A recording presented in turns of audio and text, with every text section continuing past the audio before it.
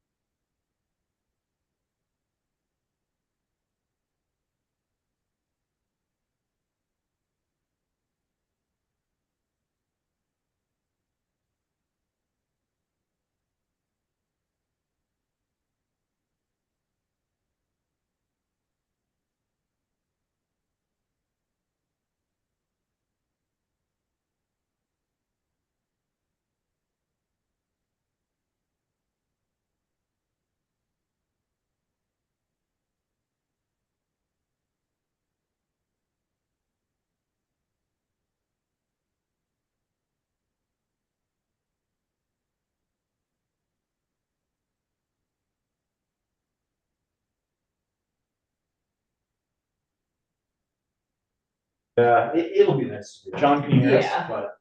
It's like, you know, sometimes you don't get to John, see can your you friends hear when you go us? see you get married. And Yes. Thank you. Good sound check. Well, now it's moving. A quorum. Hello there. Hello. How are you? John, great. So nice to meet you in person. Yeah. I was trying to decide, maybe I should have driven down the canyon and avoided the big snake that's gonna be happening. Well, they got the main line open. Yeah. Or we can drag this meeting on. Yeah. Forever. I don't think it's gonna be a long meeting, so. You. I like to do speaker. You guys will slow it down as I don't park on Ourselves. Turn around, right. Otherwise it shouldn't be too bad. It shouldn't. I mean, I've been stuck in really just as many snakes this year with the main line open as I have that are closed.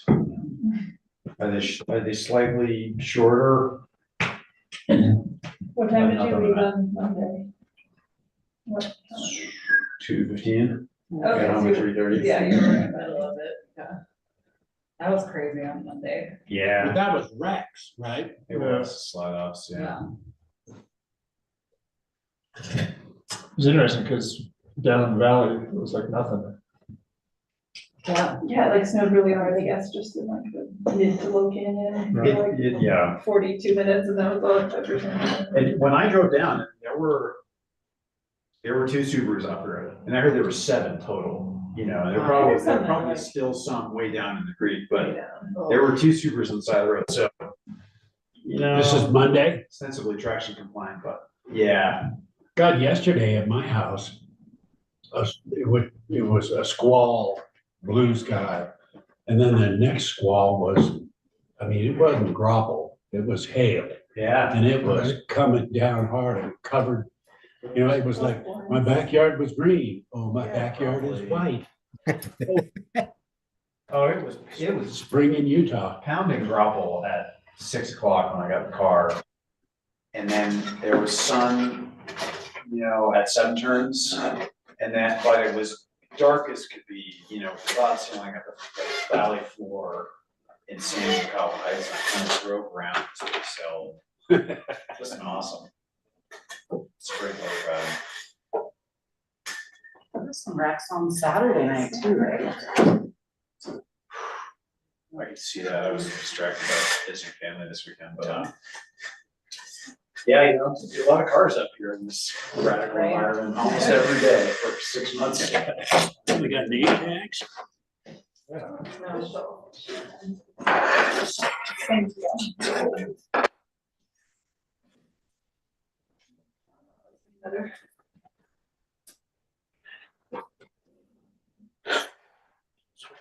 So someone can actually see them. Chris, would you like the other table? We can move it.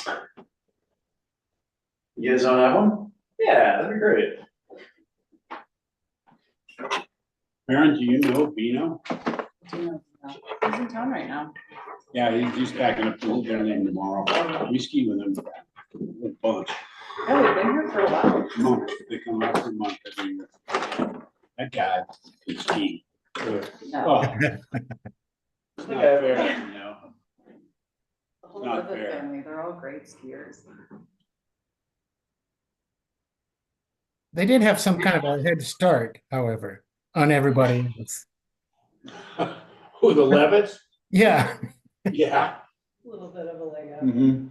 I mean, I've seen a picture of Bino when he was about, I don't know, 10, outside the Alta Lodge. You know, sitting there looking like a 10-year-old. There's the chair.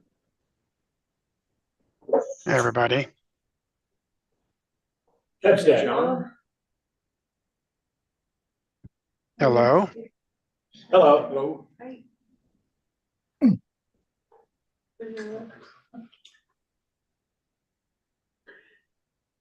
How's the road today? Better than Tuesday or better than Monday? So far, Yeah, the jury's out going down.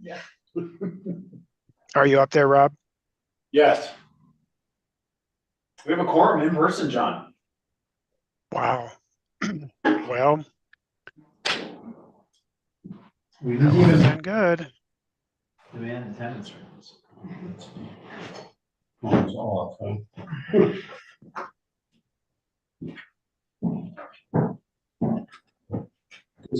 Do need to get some light on the steering wheel. Well, that was a senior citizen, problem. And, I flicked the lights on when I got to the top. Oh. It was a little dark for the elderly. Yeah. I can see. But you don't notice if you're not wearing chairs. I did, they're on. Ah, His honor. His honor, right. Does that say Roger? It does. Go Hefe. Cafe.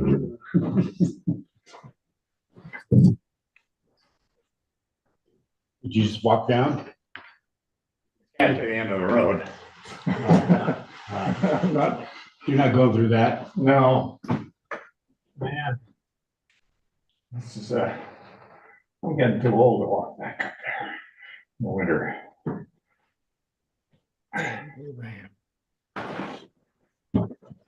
So you cross country ski instead? Well, if I were your age, I would. How's that? I'm not sure you have too many on me. Have some light juice, snacks. Does anybody need a snack before we get started? I could use a juice. Cranberry juice, apple juice? Yeah, cranberry Cranberry juice. juice. Let me see here. This guy?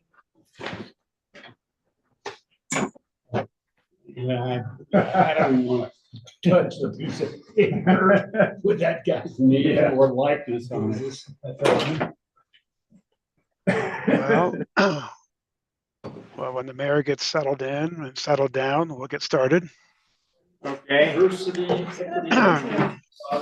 Big hands on the 12, little hands on the 3. We really think it. We just weren't training the boat captain. Hand out the snacks, John.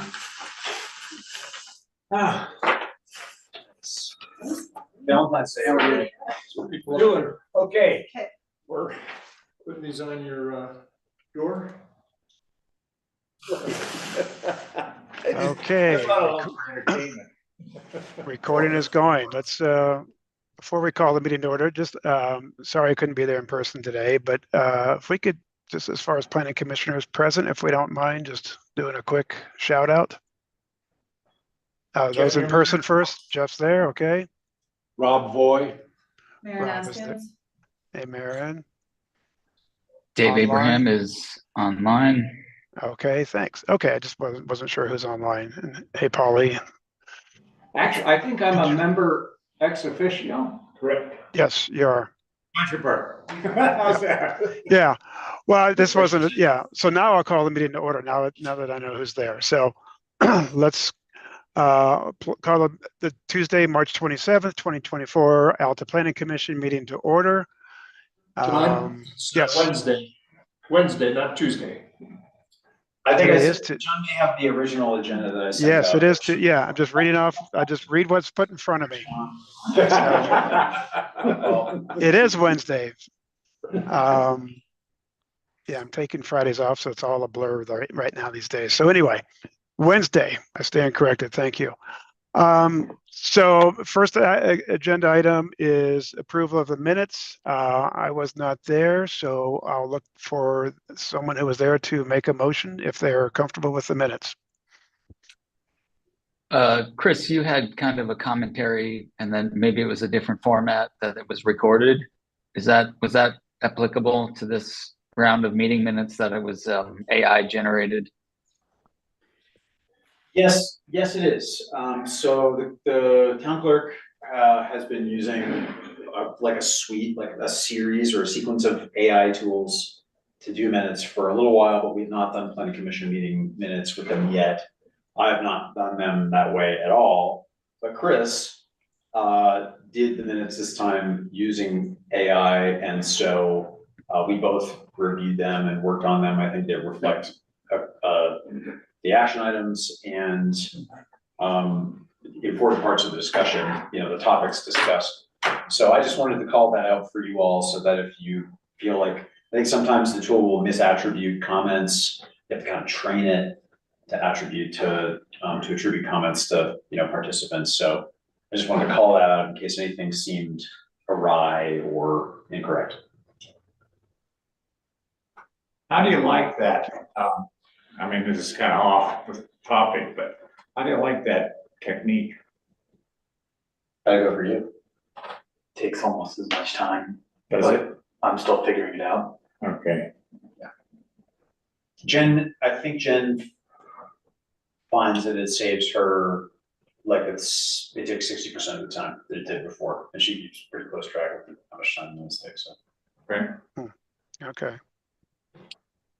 I wasn't sure that it captured the conversation about the land use authority, and we did go all over the map, so it probably was just kind of a summary, but there was just, and Chris, we'll probably get into it with all this other feature coordination and responding to state bills and that kind of a thing, but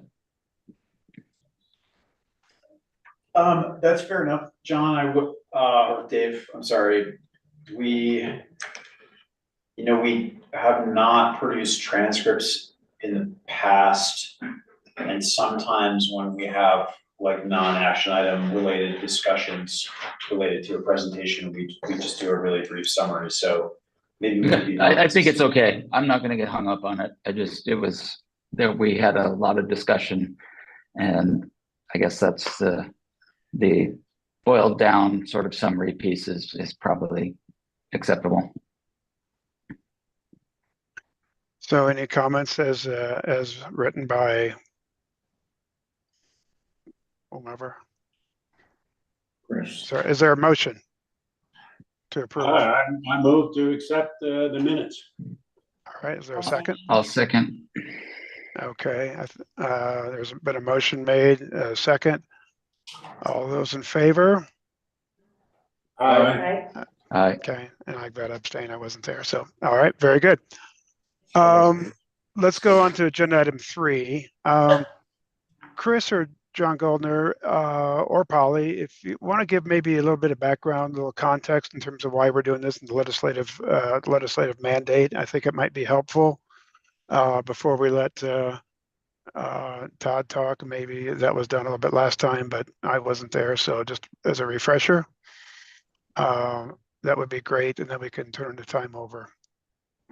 So I don't know, Chris, if you want me to just jump in, but basically in the 2023 session, the legislature changed the law so that all municipalities in Utah had to change how their subdivision ordinances were approved, taking that away so that there was, right now for a subdivision, it goes through the planning commission and gets a recommendation to council, is what I think Alta was doing. And so they said, no, it should be a one-step process. It should be clearly an administrative process and go to a land use authority. And luckily, the legislature did budget a bunch of money. So the rule was that March, I don't remember the date, in cities over 5,000 people, the bigger cities had to adopt these changes. I think it was by I want to say March 15th or something like that. March 3rd, no, because yeah, or it's within the last month or two. But for smaller towns and cities, we have to do it by the end of this year. Okay, So my recommendation to staff was let's wait, make sure there were no more changes with this legislative session before we change our code once. Let's just make sure we're getting everything.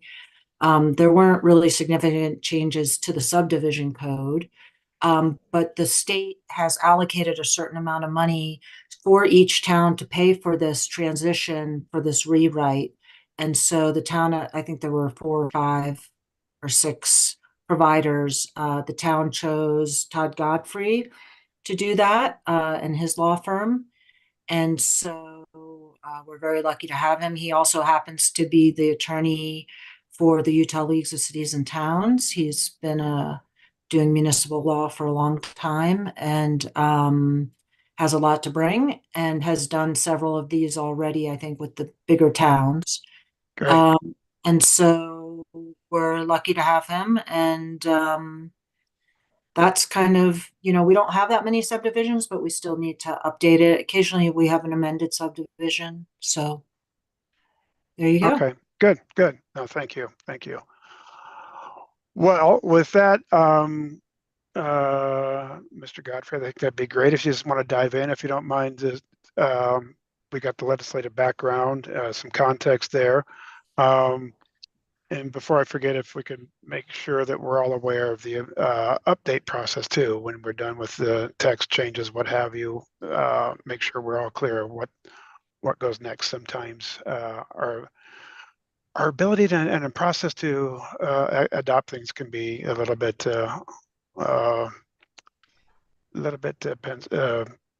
slow. So we want to make sure we schedule things right, working backwards from the end date, if you don't mind. So anyway, Great.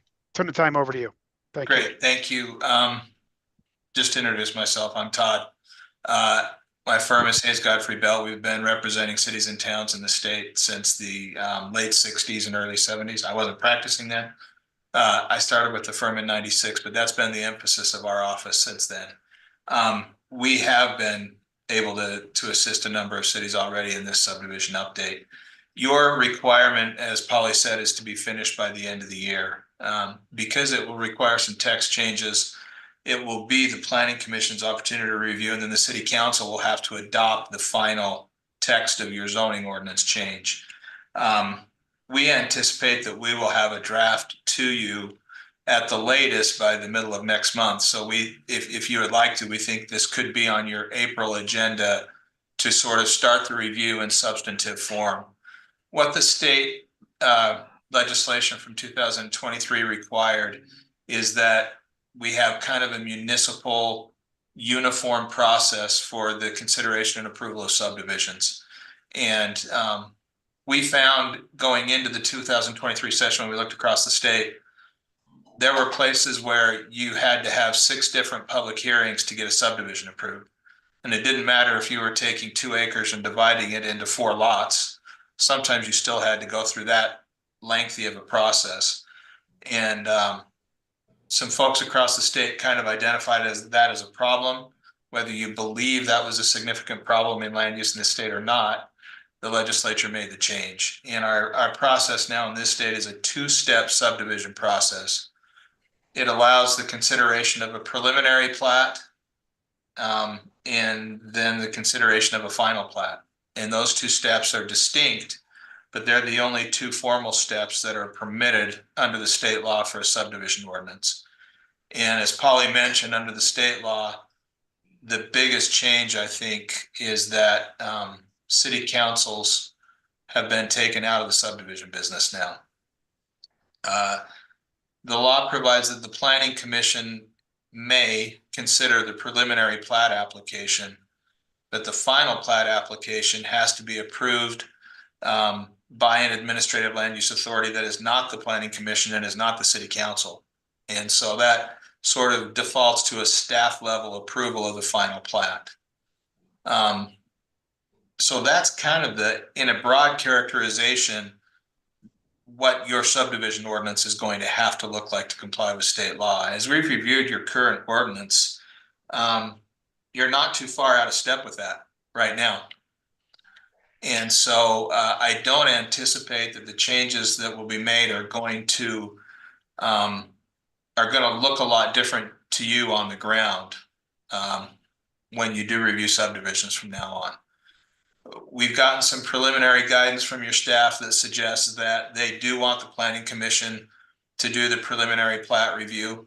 You don't have to have your Planning Commission do that. You could do all of this at a staff level if you choose. It still makes sense to me to have your Planning Commission involved in the preliminary plat level, especially where you have specifically appointed and put some expertise on your Planning Commission. I think that's going to be a worthwhile kind of a review step for you. You still can hold a public hearing on the preliminary plat, although you're not legally required to do that. And then your final plat process, as I mentioned, is a staff level approval. So as we look at your code, you have language in there that does not require but strongly suggests pre-application review meetings with your staff. We'll probably change some of that language, but in substance, it won't look a lot different. We can't require an applicant to meet with you before they submit a preliminary plat application under the law anymore. We'll leave that suggestion language in there. I think that's wise. I think it makes sense. One of the things that we will be looking at most closely as we do our review, and we suggest a draft to you, will be where we require the bulk of the technical information on the subdivision. The state law now makes a kind of a distinction between what I would call sort of town planner detail review and engineer detail review. And when we look at the planner kind of review, we're talking about building heights and lot sizes and setbacks. And when we talk about the engineer review, we're talking about construction plans to actually build what goes into a subdivision. The law has a limit on the number of times you can review the technical engineering type plans for a subdivision now. And it limits cities and towns to just 4 reviews. So it's important at the front end that we write an ordinance that allows you to get good enough information from a proposed land developer that your staff can finish that review appropriately, and that we're not swimming back and forth with plan sets dozens of times. We'll be focusing on that in your ordinance. And actually, I think your ordinance is pretty well detailed right now on that point. So I don't anticipate a ton of changes there. But that or that engineering type review and the review cycle restrictions, those need to be sort of matched up in your ordinance for your process to make sense. Your process right now is kind of engineering heavy at the front end of the application. And we may be having a discussion with you in a month about whether or not we want to continue with that kind of approach. It may be that the broader sort of 30,000 foot view of the subdivision is what we talk about at the Planning Commission level. And we'll deal more with, I think, those sort of traditional subdivision issues. And then in the final plat application, we may be looking more at the heavy engineering detail where you have your experts involved in that final approval process. So that's what we see in your current ordinance. Again, I don't know that we'll have a ton of sort of broad policy questions for you to answer as we prepare this draft. We're taking the direction from your staff to keep the Planning Commission involved, to keep the hearing requirement there. But I'm happy to answer any other questions you may have, provide any other information I can. Sure, thank you. Maybe it's a comment or a question for John Goldner is maybe it was more engineering oriented towards the front end. We have a difficult built-in environment with avalanches and snow and multiple agencies and all that stuff. So it may I would be leaning towards let's leaving it that way because of all the technical issues we have. This is not an easy place to do anything from a physical standpoint. So Yeah. maybe that's why that's there. And it's a good That's what I idea. assumed. Sorry, it's a good idea for people to know up front. It's like, oh, wait a minute, we can't do Yeah. this, that, or the other thing. So Exactly. It let saves, them it know saves right the away. applicant. Yeah, let's cut to the chase in terms of what they can and can't do, given our physical attributes. I'll put it that way. As I read your ordinance, it was my assumption that that was the important part for Alta. And it makes perfect sense. And the one effect of that kind of an ordinance is it requires a heavy financial investment from a proposed developer up front before they really know if they're viable. In a place like yours, with your geography, I think that's kind of just the way it needs to be. That's the way it's going to be. Yeah. Yeah. I don't know about anybody else, but I think we stick with that philosophy or approach, Yeah. so to speak. I think the other one is there's also significant utility issues on some of the lands that are still available within the town of Alta that may be developed. And for somebody to come in and submit a plat, knowing that in fact they don't have water or wastewater available to it. Yeah. So they ought to know that up front. That in the past, even accepting the plat without these in place, it just creates a lot of burden on the town to review something that appears to be non-viable. Yeah.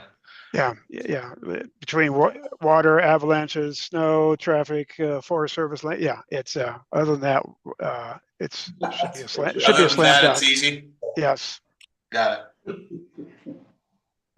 Yeah, So I that'd have be great. questions. Yeah, go ahead, Polly. One is, Todd, can we include something within that about plat amendments?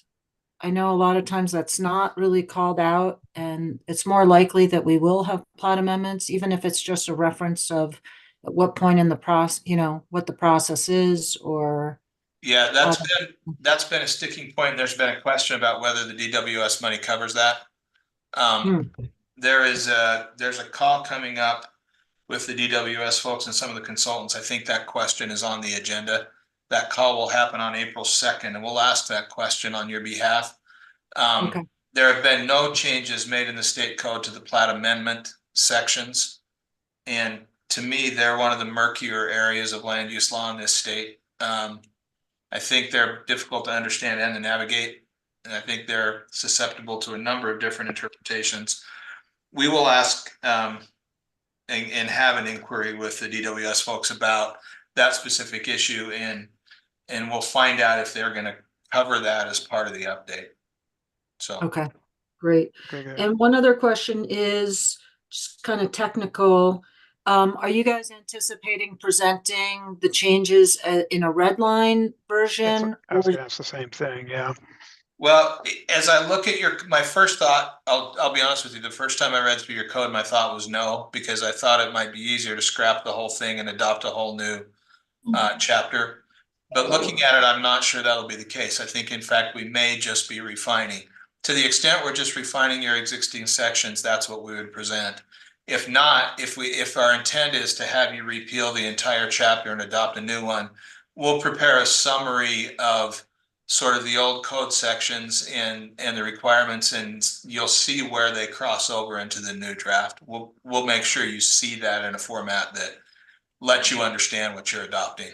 So some sort of side by side or whatever. Yeah. Okay. A piggyback question, John, go ahead.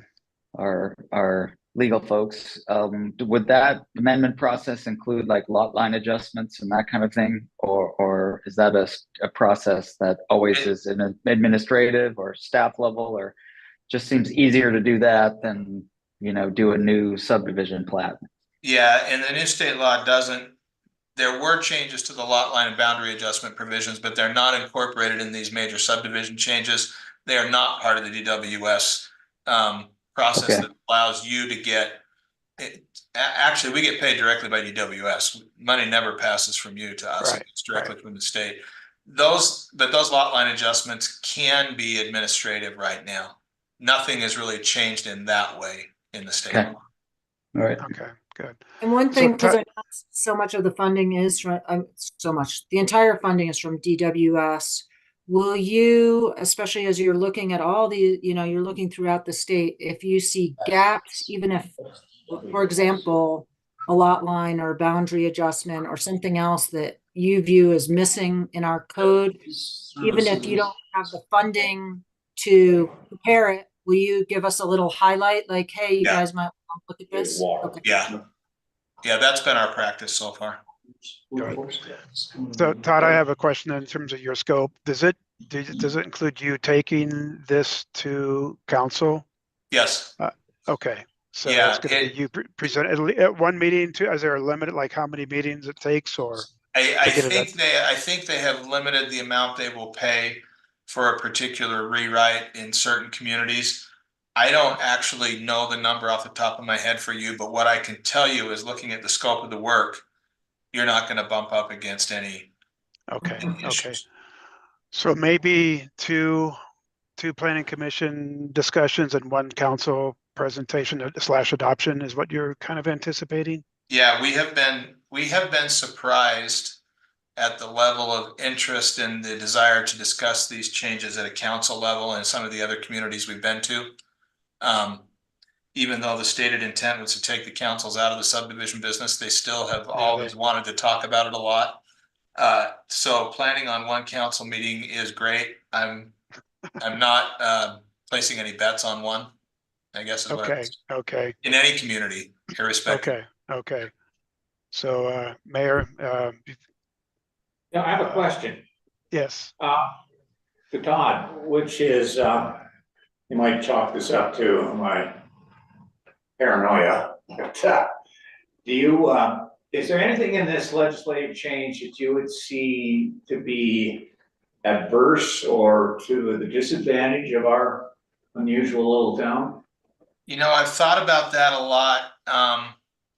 One of the things I worry about in my practice generally when I advise cities and towns, and particularly the small towns in the state, about land use, it's tough for towns to staff planning commissions and councils.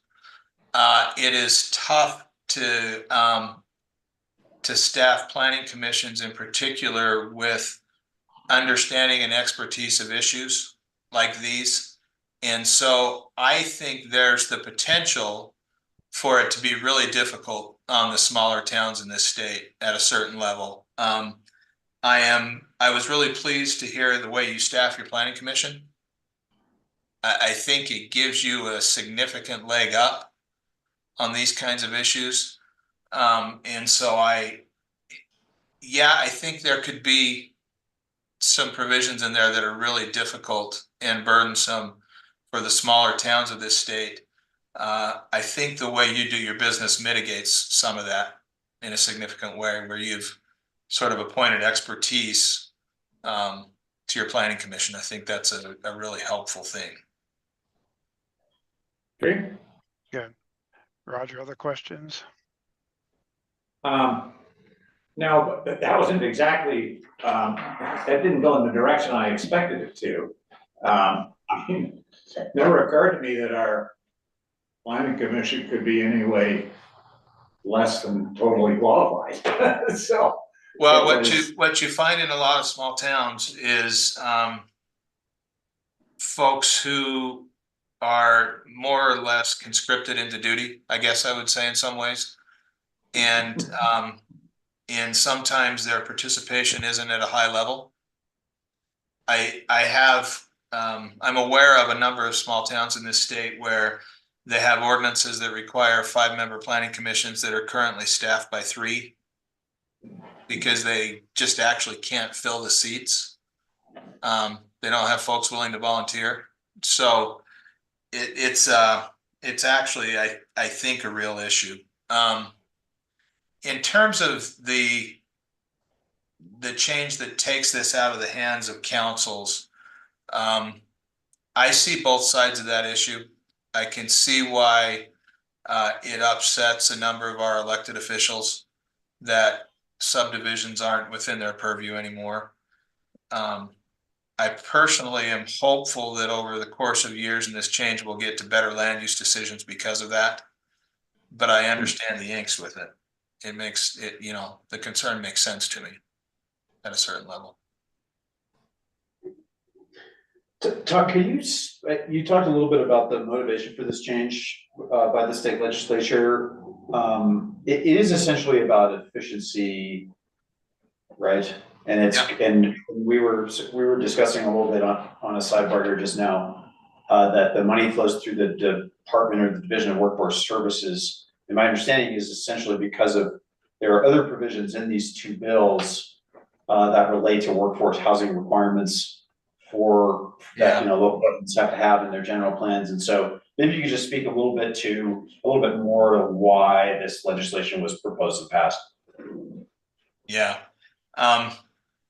The 2023 legislative session leading up to it, there was a lot of public discussion about what legislators kind of referred to and used a term called the city problem. In the affordable housing crisis we're in this state, there were a number of people that believed, and a number of legislators, I think, who believed that city land use regulations were a burden to getting affordable housing produced in some way. And as opposed to trying to focus directly on the production of more affordable housing, the legislature started the lead in to the 2023 session talking about ways to just sort of remove regulatory burdens to approvals for housing in a way that would create more availability, I guess, of housing in the market. And hopefully as newer housing was more available, other housing would turn over and we would start to address the supply issue that could maybe affect affordability. It was, I guess, kind of a hopeful sort of thing. And as there were discussions leading into the session with the director of the League of Cities and Towns and a couple of his legislative deputies, there was kind of a gauntlet thrown down, so to speak, that was find something that can be done that will help with the regulatory issues we have on housing production, or you're going to face the kind of legislation we've seen in California and Florida and Texas and other places where single family zones don't really exist anymore. So there were discussions with House and Senate leadership and league officials and with the league's board of directors.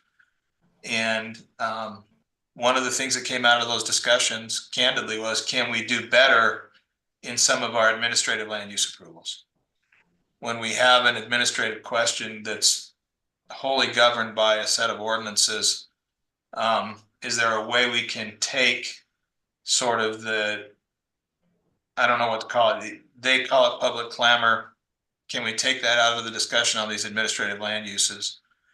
And that sort of pushed down into a review of the subdivision processes throughout the state, the wide variation, the extraordinary length it took to get some of those approved.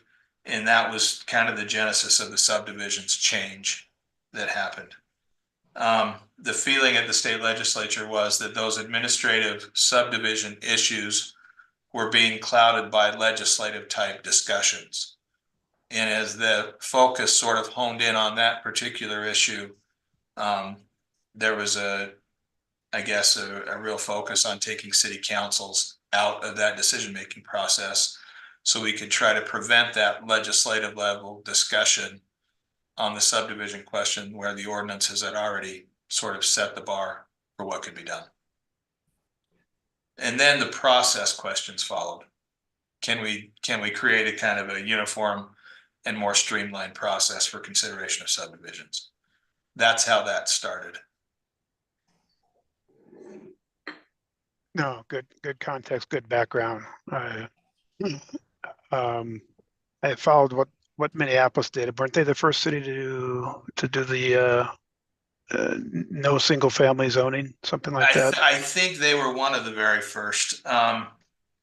It was introduced in California 5 or 6 years ago, and I know, it's kind of for lack of a better term, a National Home Builders Association game plan to approach things this way.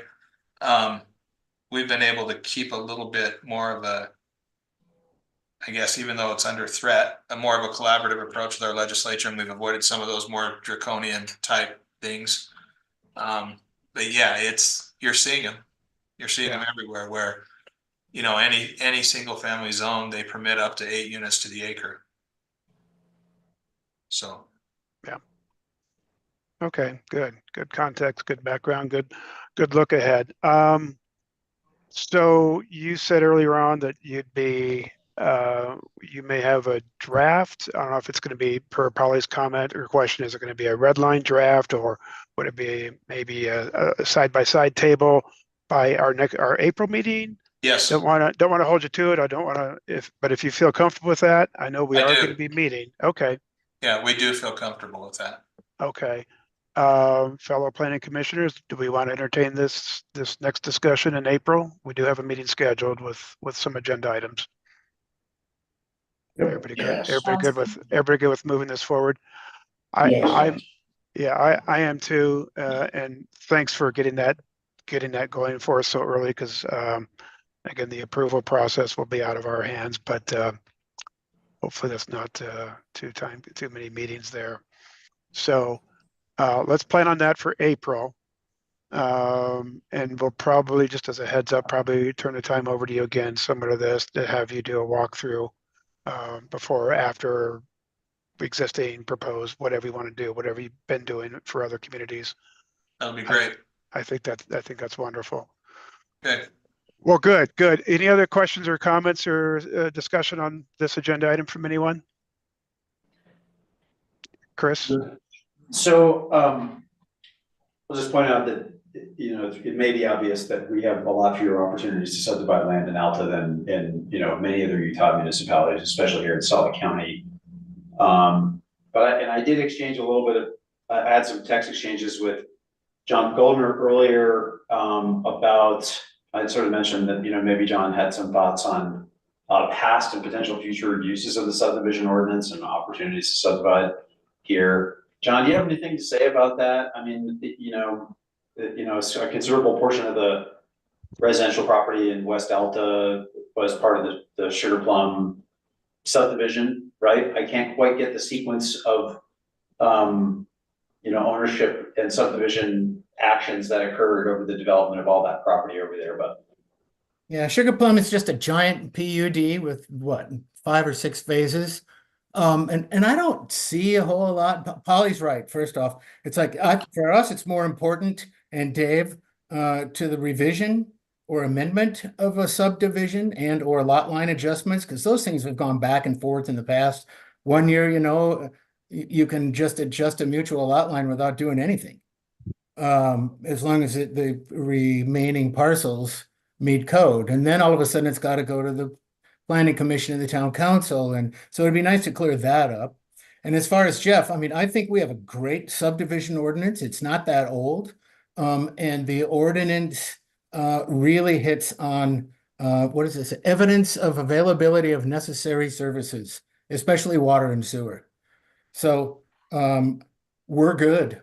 I mean, well, the town has a good ordinance. I don't see that many subdivisions, coming. There have been 2 since the town has incorporated, the Falls at Sugar Plum and then Patsy Marley. Everything else we inherited. So I think that, we just get in line with what the state wants us to do, which makes it easier for their developer contingent to move forward with subdivisions and then follow the process. Yeah, I think we just want to make sure we're in line. And we get it. As far as opportunities in the future, we know there's not that much. So, but let's get it right while we have the chance. Good. Todd, have you done any others in Salt Lake County, or is this the?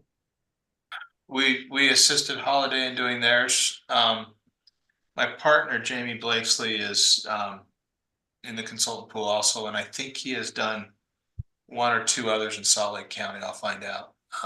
Okay. Just because they all probably have the same, as you and I talked about, that when the town was created 50 years ago, it was based off of the Salt Lake County code then. Yep. And we've made changes since then, but. Yeah. So, So there's not a minimum size in terms of the statewide law. So Yeah. our partners around the corner at Town of Brighton have to do this, everybody, huh?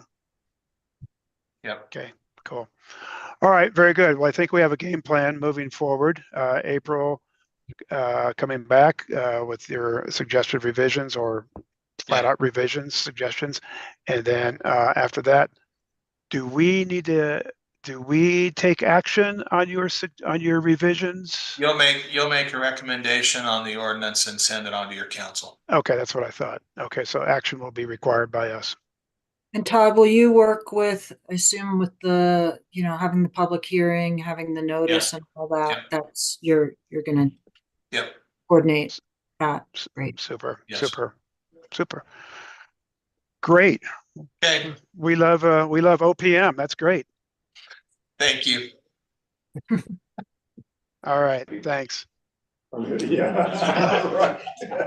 That's in his, That's not Office of Personnel Management. No, it's not Office of Personnel Management. So that's good. That's good. Well, thanks. That was a good discussion. Thanks, everybody. Let's we'll move on to item number 4. Chris Colley, you mentioned, you and I have talked that we do need to appoint chair and vice chair on an annual basis, is it? yes. Okay, and we are there. So I'm the chair, obviously. Jeff is the vice chair. Open to discussions, changes, recommendations, whatever is the pleasure of the commission. So I recommend we maintain the status quo. Rob, I would that was second that as well. all right. That's a motion. I move that John Nepstead remain the chair and Jeff Niedermeyer be the vice chair. Okay, we have a motion. Was there a second? I missed that. There was a second, but it There was was a not second. really Oh, in the right timing. Okay. But Okay. Rob made it a true motion and I'm going to make it a true second. Okay, thank you. Any discussions?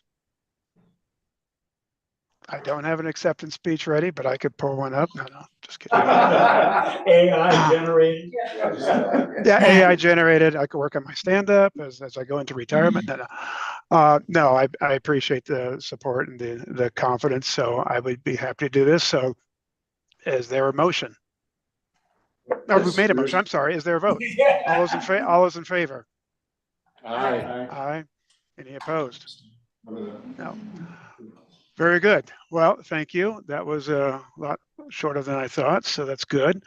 Let's talk about our next meeting, agenda item number 5. Chris, Polly, John, we've all been kind of going around back and forth in terms of an agenda item for April. We do have Todd coming back to us, as we just heard, so that's good. Preview, let's see, what else did we have? Well, Chris, do you want to bring up kind of a preview of what lies ahead? Yeah, let's maybe just leave it at that for now. I think Okay. a little bit more planning to do about potential other agenda items. There's a lot we're going to need to do this year. I think I've been saying that, and I feel sheepish that I think I've offered to provide like a staff report or a memo in response to Meg's presentation in the February council meeting about planning commission roles and responsibilities. I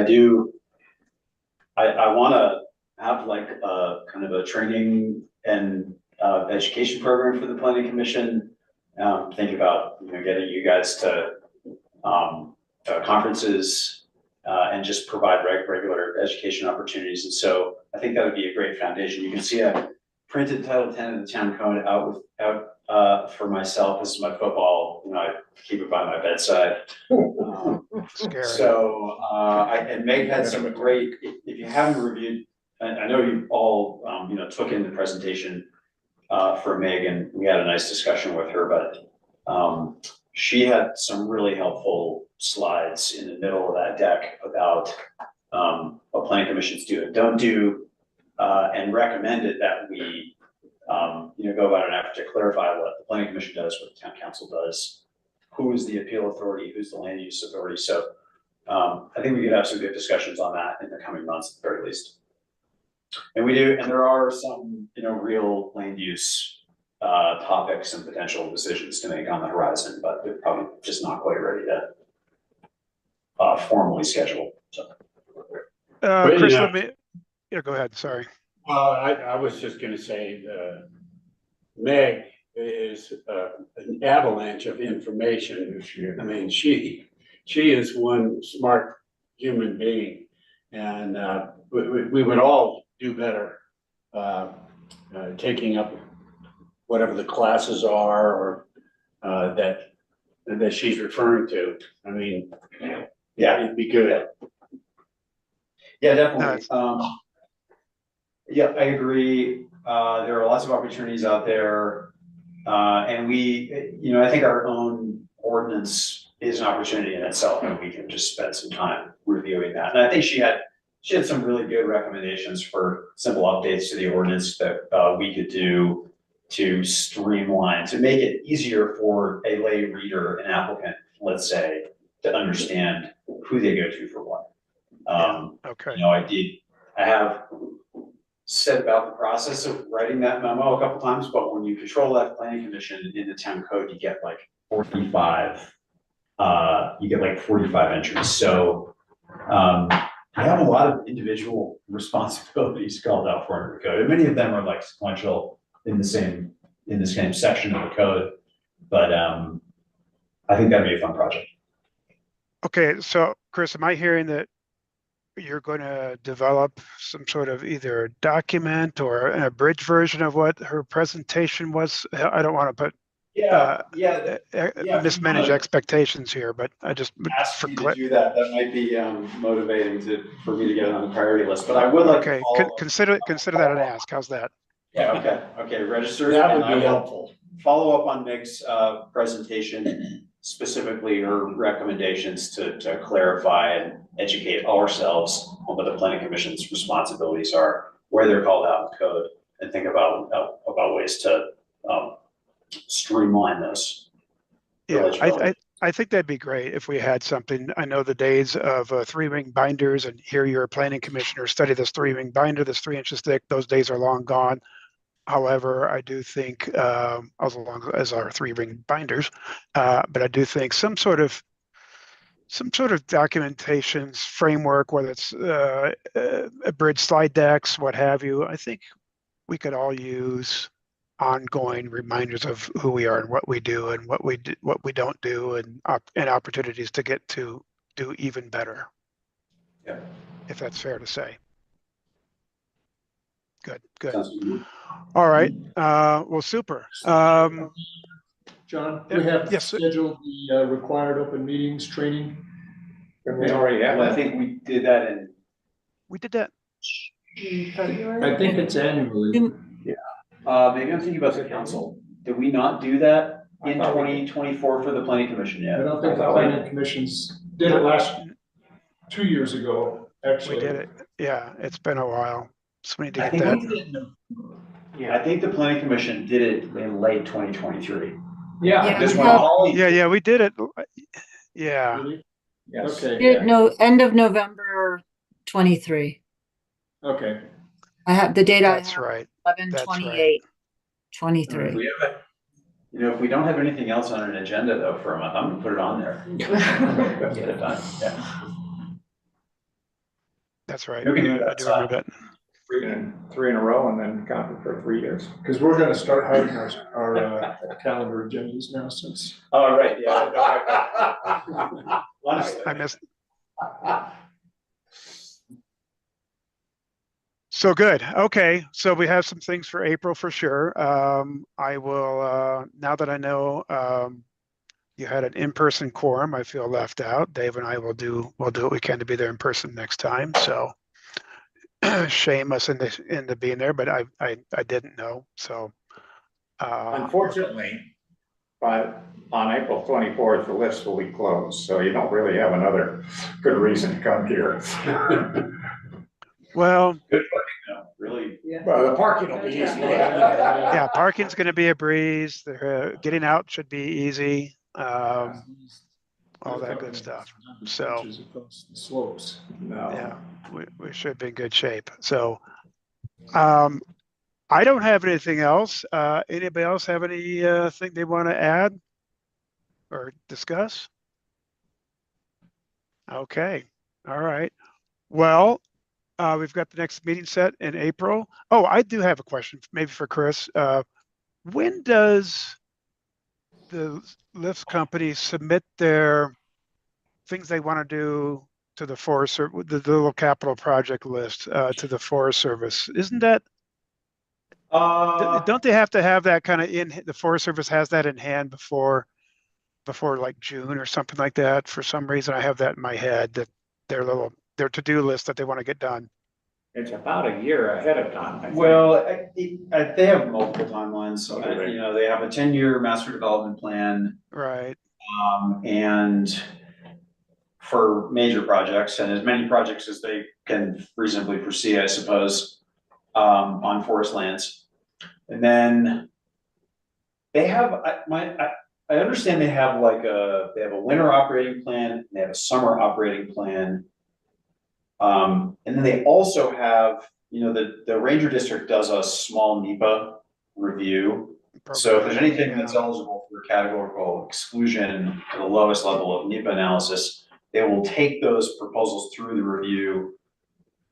It may actually be funded, but you know, they're kind of on their own program in the you know, skier program. So I don't know, but Mike did, you know, if I'd been more thoughtful, I would have reproduced Mike's discussion with the council. He comes to council meetings, he's regularly scheduled on the council agenda. The ski area is regularly scheduled to give an update.